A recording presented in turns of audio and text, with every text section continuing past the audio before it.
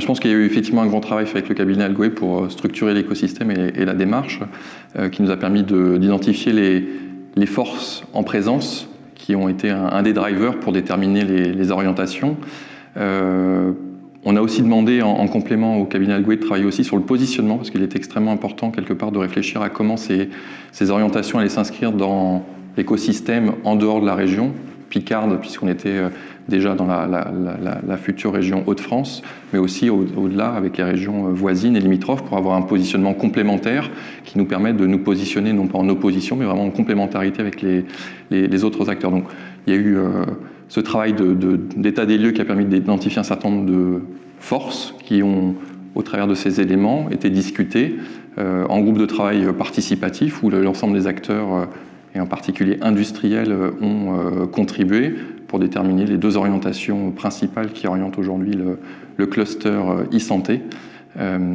autour à la fois de la formation, de la simulation qui est un axe extrêmement important dans la e-santé et il se trouve qu'il y a un acteur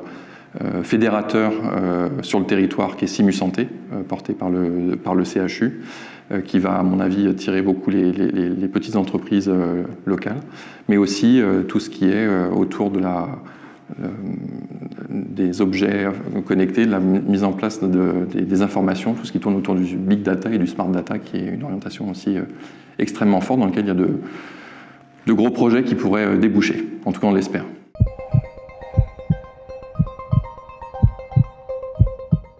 C'est cette richesse en termes d'écosystème, à la fois avec à la fois des industriels de poids comme le MIPI ou Evolucare, qui sont des industriels porteurs d'un certain nombre de projets et assez historiques, puisqu'ils sont présents au niveau national et ça fait maintenant plus de 15-20 ans qu'ils sont sur le territoire d'Amiens Métropole,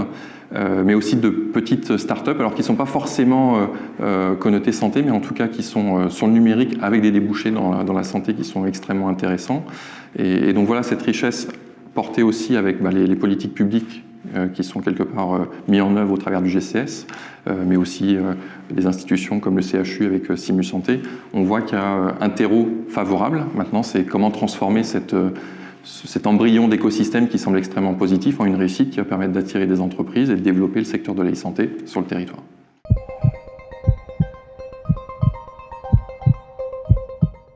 Le GCS, c'est le groupement de coopération sanitaire, donc c'est un outil du Code de la santé publique qui permet un regroupement des acteurs. Aujourd'hui, en Picardie, il y a 140 membres du GCS qui sont historiquement des membres du secteur sanitaire, public-privé,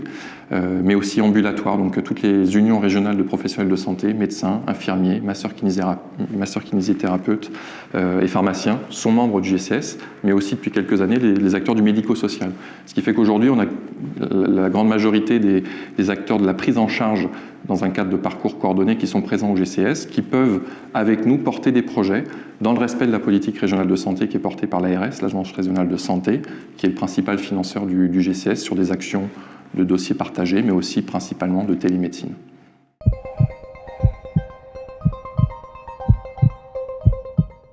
Une des raisons pour lesquelles le GCS a participé activement à l'élaboration de ce cluster, c'est qu'il y avait une vraie complémentarité que j'avais identifiée dès le départ sur le projet, entre le projet cluster et le projet Living Lab. Le GCS a lancé il y a à peu près 2 ans ce projet Living Lab, qui n'est absolument pas un endroit physique, mais vraiment une démarche de collaboration, pas participative, collaborative, pour développer la e-santé. À ce jour, la e-santé est freinée non pas pour des questions technologiques, mais plutôt des questions d'usage. Et donc, il semble extrêmement important d'aller plus loin encore que ce que pouvait faire le GCS, en ancrant vraiment les usages au centre des projets, en y mettant vraiment les usagers, à la fois professionnels, mais aussi patients, citoyens. Et donc, le Living Lab est là aussi pour structurer l'écosystème en organisant les différentes parties prenantes que sont les institutionnels, l'enseignement et la recherche, bien sûr les industriels, et c'est là qu'on converge avec le cluster, puisque le cluster va fédérer et organiser les industriels du territoire et quelque part participer à l'écosystème de la gouvernance e-santé, pour lequel le Living Lab va proposer, va être aussi une force pour développer la e-santé en région.